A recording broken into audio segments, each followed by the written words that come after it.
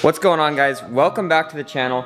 It is getting pretty late tonight, and so my camera person, which is also my girlfriend, decided that she was really tired and she was gonna go to sleep. So she got inside the Armatrix box and I'm so sleeping in there. We'll just leave her be. So anyways, we're about to run the vacuum lining right now, and so the GTR right now sounds so good. I'll do a quick startup for those of you that didn't watch the last video. But also at the same time, make sure that you do go check out that video, because that video shows the whole installation process of the entire exhaust. So here goes the startup.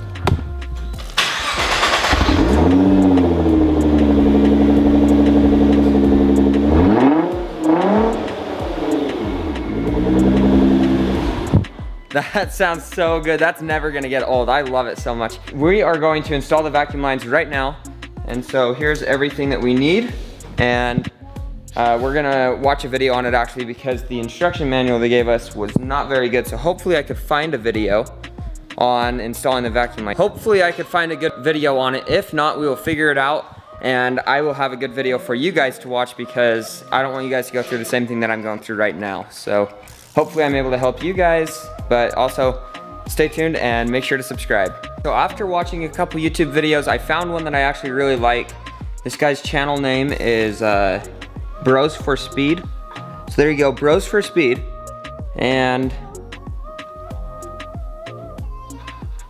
the video that talks about it is that one right there that says "It's Alive" on the thumbnail.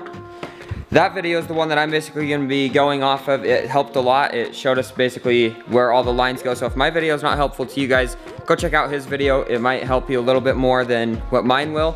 But I'm gonna try to give you guys as much detail as I possibly can. So stay tuned and let's get through this together. So right now we've actually just barely removed this plastic piece up in the engine bay. This is the one down by the battery, and there's a hole down there to the left of the battery. And so that's actually the hole that we're gonna put the vacuum lining through. And then you run it down through the fender, and then basically I'll show you guys where it's gonna go through on the bottom as I'm running the hose. So we were able to push it down through that hole I was just showing you guys. And then through this vent right here, you'll be able to see it on your own car. I don't have the right lighting for the camera to pick it up. And then you'll see down here, this is actually the vacuum hose right here. It will come out over here, and then I just pushed it over behind this. And I'm basically gonna run it along these hoses right here. And these will go all the way back. I'm gonna have to remove this plate right here. If it'll focus, I'll remove that plate and basically run the hose all the way back to the actual valves on the exhaust. So we had to get the hosing, here it is right here. We had to get it from this side over to this side. And so what we did is we just used a metal snake right here. And we basically pushed that through. We grabbed onto the hose with it, and then we pulled it through, which was super easy. All you have to do is shove the snake down through there. Let's see if I can get a focus. So right through there. You'll see it on your own cars. It's a pretty big hole. You basically just shove it through, run it through right up here, except for underneath, and then it will come out over here right where you need it. What we actually did is in here, you'll see that little clamp right there. So there's two hoses. One was on that clamp that I'm pointing, or not clamp, but that little nozzle thing, I guess is what you could call it. It had no clamp on it, and so we pulled that hose off, and then we connected this T on the bottom to that. And then basically what you do is you take this, they say 2-inch tubing, but we did about a 3-inch tubing just to be safe, because I guess there is quite a bit of extra tubing at the end. And so now we're just going to connect that onto there. So right here, we'll just show you, if I can get it to focus, that is the T-clamp. That goes into the engine exactly where you pull out the last hose. And so just that little 3-inch tubing connects to the T and then into the engine. Okay, so basically what you'll want to do is take the little white thing and you want to connect the other 2-inch hose to that, and that will connect to the other side of that T, like that. By the way, if you guys don't know, this white thing is a one-way valve. So right now we're cutting another piece of hosing that is about 9 inches long, and that is going to go through from this side through the hole and then over here to this one-way valve. So we were able to get the tubing through. There's a little hole down there. It's a little bit hard to show with the shadow. But basically, it comes from this one-way valve. That hose goes through. I don't know if you can see it down there. Goes through a little hole and then out to here. And then this plugs right into the bottom of here. So right there is where that plugs into, and then we're gonna bolt it on using one of these bolts up here.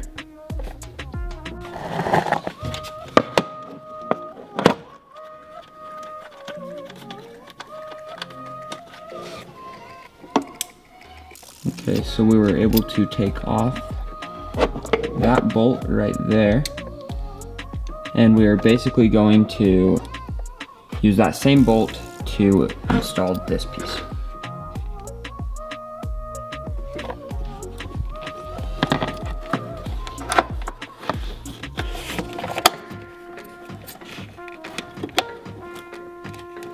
Okay, so now that we have this installed, what we're going to do is take this hose, and this is the one that we fed through the backside of the engine. We're going to take this and basically slide it onto this other part, and then we're going to take the wiring, which is down here.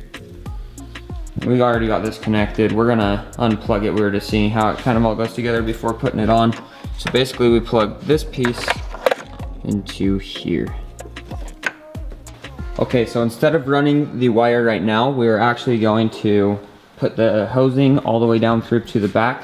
So we're pushing the access of this hose that we shoved through down through the bottom, just so that we have as much as we need. We're all done with the hosing up front, so this will just kind of give us more hosing for the back. What we've decided on is we are going to run the tubing down these tubes, and then instead of actually taking off this plate that you'll see on your own car, since the metal snake worked so good, we are going to basically push it through from this side, which is right up against the tire, and we're going to push it all the way through to where it comes out over here, and that's basically where we're gonna connect the hose and then pull it through to get it to the back of the car. Okay, so I was able to push the metal snake through. You can see it here. Once I go up there, you can't really see it, but basically it just goes right on the bottom side of your gas tank. And then I was able to get it to come out right here. Okay, so as you can see, here's the metal snake connected to the hose. We just barely pulled it through. And now we're basically going to come back here to the exhaust. And you could see one valve up there, and then the other valve is right there. And so we basically just have to put a piece of hose from that valve, and we're gonna run it over here and then run it to a T, which will have this hose on it, and then it'll basically go from that valve up there to the T, and then over to that valve up there. Okay, so what we've basically done is ran the vacuum line from through this tube I was just barely showing you guys up to here. Then we teed off right there, and you could see the little wire or vacuum tubing going up to the valve, and then we ran it across this little beam right here over to the other valve. So we did end up having a good extra amount of tubing. I would guess about 5 feet of extra tubing right there. And so the vacuum lines are ran, and now we're going to run the wire, and so basically we have that plugged in, And we're just gonna do a hard wire right now, where basically we're just going around the car and we're gonna start it up and test out the plug-in and make sure that everything's working properly and the valves are able to open and close. If they are, then what we're going to do is drop the car down to the ground, and basically there's a hole down in there in the engine that we are going to pull out a plug and then shove it through there, shove the wire through there and over into the OBD2, which will plug into that little thing I was showing you guys earlier. Let's see. Looks like Landon has it right there, which will allow the remote for the Armatrix exhaust right here to actually activate the valves. So here we go, first test. Got Landon in the GTR. Here's the remote key, and we're going to basically, you can see that that is lit up there. It's all plugged in. We're going to see if the valves work.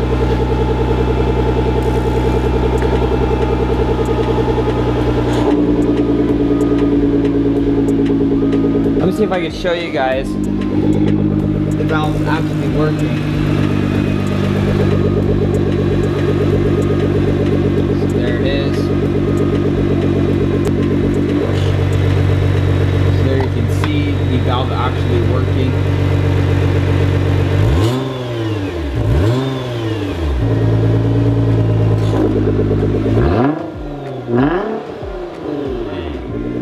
That makes a huge difference. Do it again. So as you can see, it closes. And basically the car is just dead. It is as quiet as it is stock.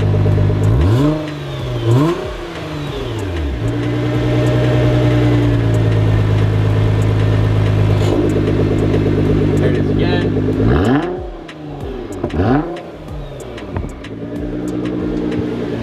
Dang, that's insane. I wasn't expecting it to be that good.